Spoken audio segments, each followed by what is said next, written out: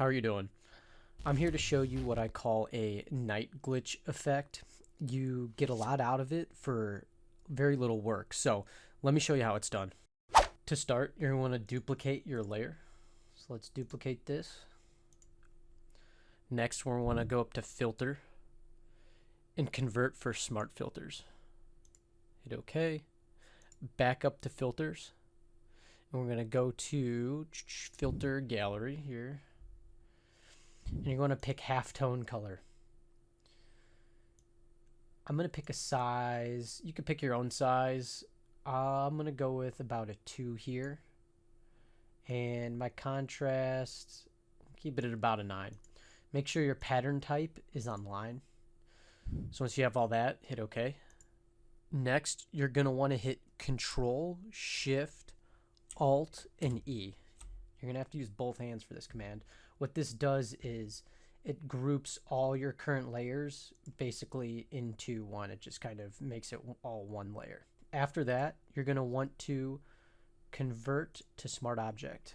Then you're going to want to come down here to Effects and click Blending Options. Under Blending Options, you're going to want to go to Channels here and unselect R.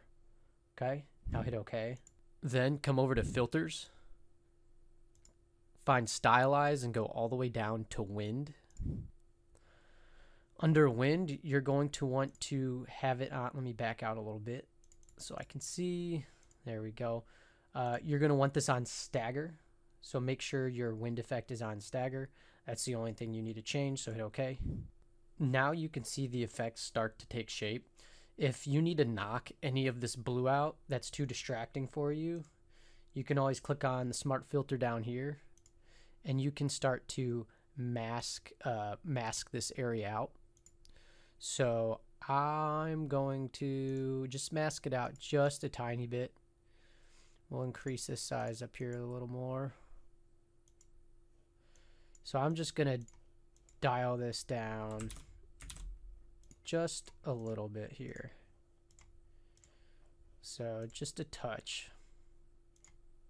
After you masked off what you want, you're going to want to hit Control Shift N to create a new layer. The mode, you're going to want to make it linear light and click Fill. Okay, it's going to fill with 50% gray. Hit OK. You're going to go over to that layer next. And you want to make sure you convert this to Smart Object. Once you convert to Smart Object, we're going to do 2 things in the filters here. First, we're going to add a Gaussian blur. We're going to want this blur about, I think we want it about, let's do maybe like 12.5, somewhere in there. Next, we're going to want to come up and we're going to add noise. So we'll go down to noise here. Add noise.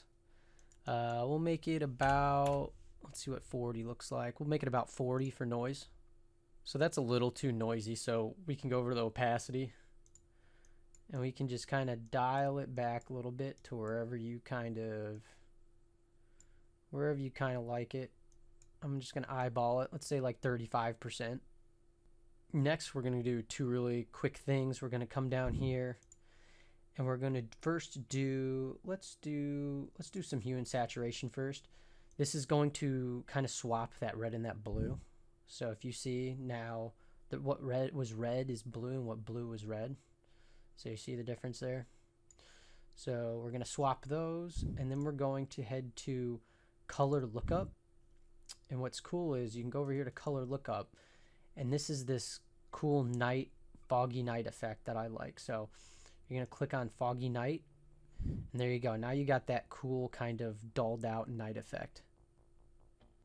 All right, so there you go. That's what I call a little bit of a night glitch effect. Play with it a little bit yourself. You'll kind of get different variations of it. I've made it 3 or 4 times myself just for this video, just to kind of play with the settings.